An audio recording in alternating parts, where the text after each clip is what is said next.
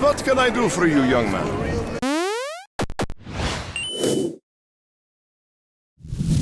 Alright, Metro Last Light. This game has had more than a few issues over the past few months, but it's out now, and at the risk of completely spoiling my review, I will just say that it was worth the wait. Like a stroll through the park, huh? Metro Last Light is a difficult game to explain.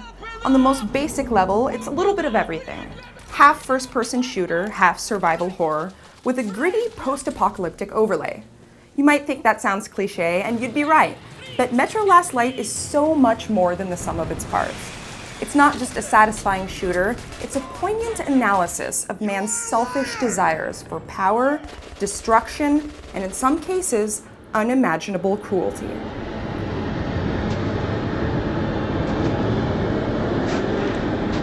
Plot-wise, Last Light does deviate from the literary canon.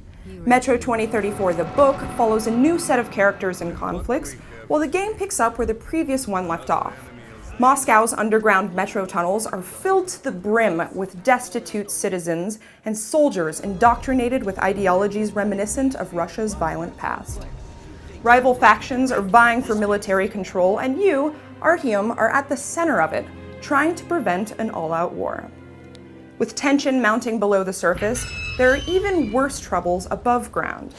The Dark Ones Artyom thought he had eliminated in the first game are back and not quite what they appear to be. This aspect of the storyline isn't fully fleshed out until the end of the game, which is okay, because even without context, it still provides some of the most visually unnerving and tender scenes in the whole narrative.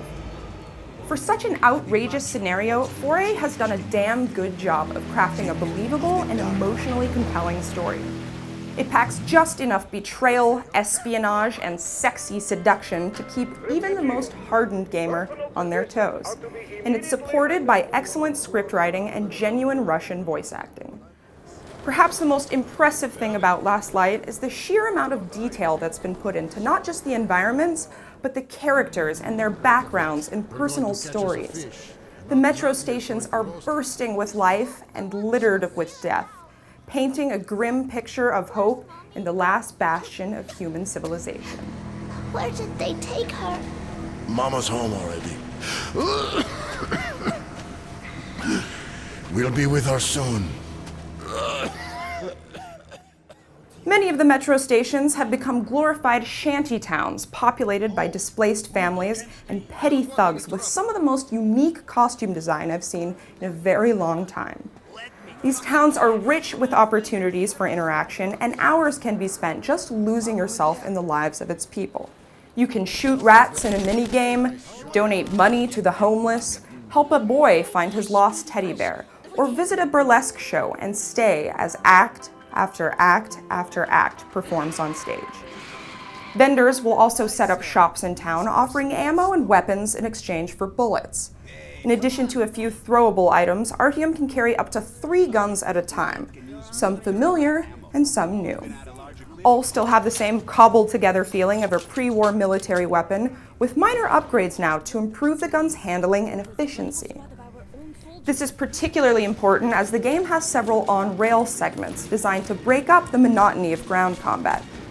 These sections are usually fun and well-placed in the campaign, but the rather obtuse enemy AI can make them a tad repetitive and predictable.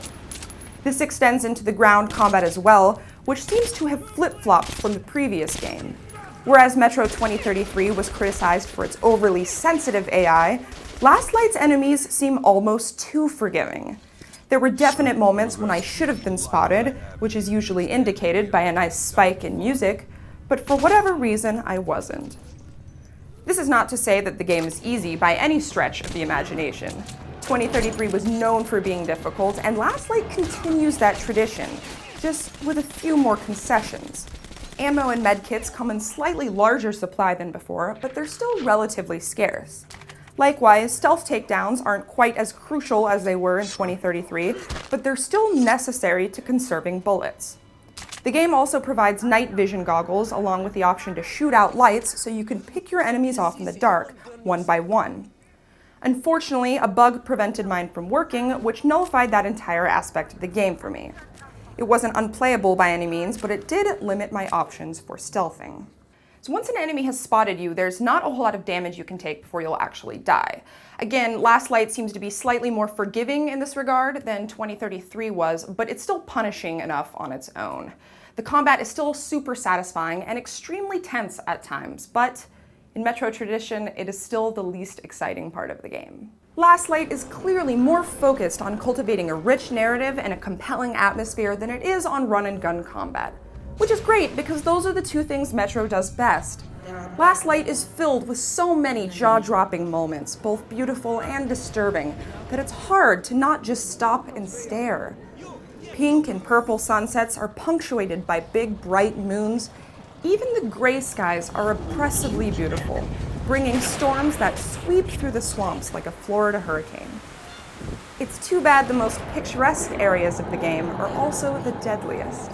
The world outside is predictably rife with irradiated creatures, many of which have special mutations that make them extra tricky to kill. Because of this and the toxic radiation in the air, your time outside has to be carefully monitored. Gas masks and air filters must be worn and changed frequently, but again, the game is so generous with them this time around that it feels more like a nuisance than a tension-building device. I can only assume this and the other concessions I mentioned were implemented to widen the game's appeal, which I can't necessarily blame 4A for doing. There's still a difficulty option in the menu that you can change at any time, but truthfully, normal is challenging enough on its own. What I find upsetting is that Ranger mode, the hardcore difficulty that 4A previously said is how the game was meant to be played, was only included as a pre-order bonus or $5 DLC. Because of this, I wasn't able to evaluate that portion of the game, though I'm sure it's very hard. From a purely technical standpoint, Metro Last Light is steps ahead of its predecessor. Apart from my complaints with the night vision goggles and some rather odd sound mixing, there were maybe a handful of strange character animations in the entire 10 to 12 hour campaign. It also goes without saying, though I will anyway, that this game looks incredible on PC. The environments are rich with texture and color, and detail oozes out of every single corner. It's hard to find things that are fundamentally wrong with this game. The narrative, the pacing, the performances, the music, the visuals, it's all superbly well put together. And while it lacks the near masochistic challenge of Metro 2033, in many other ways it surpasses it. Metro Last Light is a more accessible game and one I would recommend to anybody with an appreciation for beauty, no matter how dismal. I give it a 4 out of 5. All right, so if it wasn't obvious, I really liked Metro Last Light. I was kind of worried there for a second based on the preview build that I saw earlier this year, but I can now confidently recommend it. So this game is out on 360, PS3, and PC. I highly recommend getting it on PC if you can, because like I said, the game is absolutely gorgeous. That's it for me. Thanks for watching, and I'll see you next time.